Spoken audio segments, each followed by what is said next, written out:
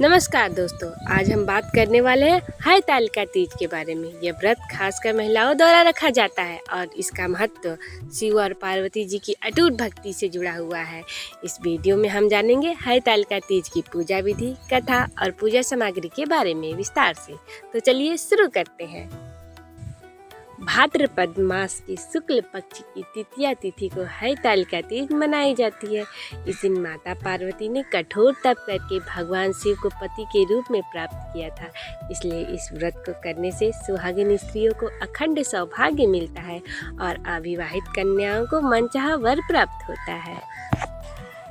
पूजा में उपयोग होने वाली सामग्री इस प्रकार है।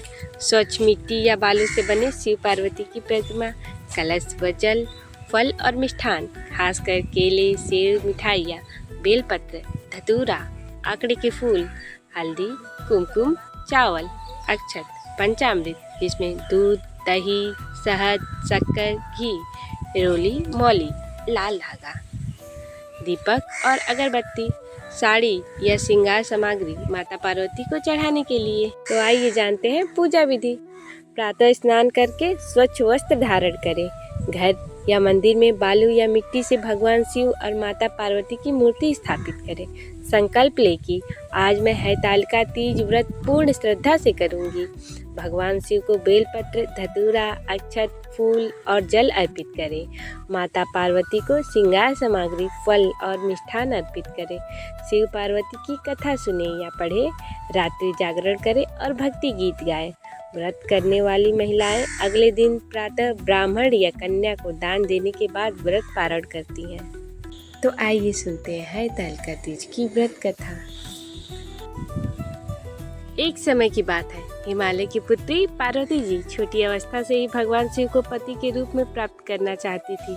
जब वे बड़ी हुई तो उनके पिता हिमवाद ने उनका विवाह भगवान विष्णु से करना चाहा। जब पार्वती जी को इसका पता चला तो उन्होंने अपनी सखियों से कहा, मैं तो जन्म जन्मांतर से भगवान शंकर को ही पति के रूप में चाहती हूँ, मैं किसी और से विवाह नहीं करूँगी। तब उनकी सखियाँ उन्हें वन में ले गईं। वहाँ एक गुफा में पार्वती जी ने कठोर तपस्या आरंभ की। उन्होंने कई दिनों तक निर्जल व्रत रखकर केवल शिव जी का ध्यान किया। उनकी भक्ति और तपस्या से प्रसन्न होकर भगवान शिव प्रकट हुए और कहा, हे देवी, मैं आपके तप से प्रसन्न हूँ, मैं आपको पति के रूप में स्वीकार करता हूँ। तभी से यह व्रत हरतालिका तीज कहलाने लगा।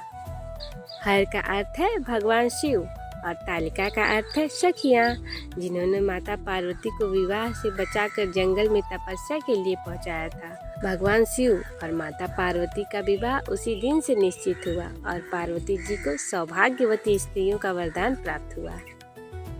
जो स्त्री श्रद्धा पूर्वक हरतालिका तीज की कथा सुनती और व्रत करती है, उन्हें अखंड सौभाग्य की प्राप्ति होती है। अविवाहित कन्याओं को उत्तम पति मिलता है और दाम्पत्य जीवन सुखमय बनता है। दोस्तों, हरतालिका तीज का व्रत केवल एक धार्मिक परंपरा ही नहीं, बल्कि स्त्री की शक्ति, भक्ति और दृढ़ निश्चय का प्रतीक भी है।